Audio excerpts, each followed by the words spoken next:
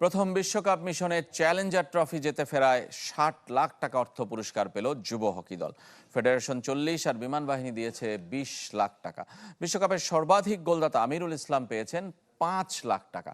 সাফল্যের ধারায় থাকতে ঘরোয়া কিংবা আন্তর্জাতিক মাঠের খেলায় থাকতে চান খেলোয়াড়রা।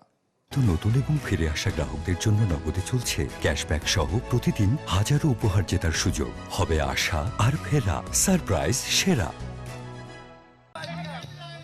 ব্যস্ত রাজধানীতে বিচ্ছিন্ন দ্বীপ, বিমান বাহিনীর ঘাঁটি একে খন্দকারের মধ্যে শাহিন দ্বীপ।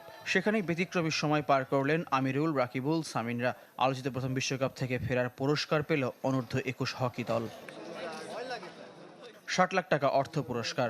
চ্যালেঞ্জার ট্রফি জয়ী যুবাদের ৪০ লাখ টাকা দিয়েছে হকি ফেডারেশন আর ২০ লাখ বিমান বাহিনী। তবে এই অর্থের কিছুই পাবেন না বিশ্বকাপের সর্বাধিক ১৮ গোল করা আমিরুল ইসলাম, কারণ তাকে আলাদা করে দেওয়া হয়েছে ৫ লাখ টাকা।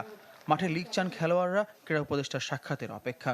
প্রিয় খেলোয়াড়বৃন্দ, মনে রাখবে তোমরাই বাংলাদেশের ভবিষ্যৎ বা হকির ভবিষ্যৎ। তোমাদের প্রতিটি গোল, প্রতিটি সাফল্য, প্রতিটি ত্যাগ এই জাতিকে আরো উজ্জীবিত করে। আমাদের লিগটা যেন রেগুলার হয়। আমাদের খেলা মাঠে থাকলে দেখা যাচ্ছে যে আমরা ফাইন্যান্সিয়ালভাবে সাপোর্ট পাবো এবং আমরা যে আমাদের খেলার এক্সপিরিয়েন্স আমরা এটাও গেইন করতে পারবো। আমাদের সিনিয়র টিম একবার ওয়ার্ল্ড কাপ খেলবে এবং ভালো একটা রেজাল্ট করে এসে এরকম একটা সংবর্ধনার প্রোগ্রাম পাবো। সো এটা আমাদের আসলে অনেক বড় একটা স্বপ্ন। সোমবার ছিল হেড কোচ সিগফ্রিড আইকম্যানের চুক্তির শেষ দিন। দলের দায়িত্বে আর ফিরছেন না ডাচ কোচ, তবে ফিরতে পারেন কোচদের কোচ হয়ে। আমার জন্য অনেক কঠিন হবে। আমি কোনো দলের সাথে আর কাজ করতে চাই না। যদি কখনো এখানে আসি বা কোনো দেশে কাজ করি, কোচদের তৈরি করতে চাই যেন তারা মানসম্পন্ন খেলোয়াড় তৈরি করতে পারে।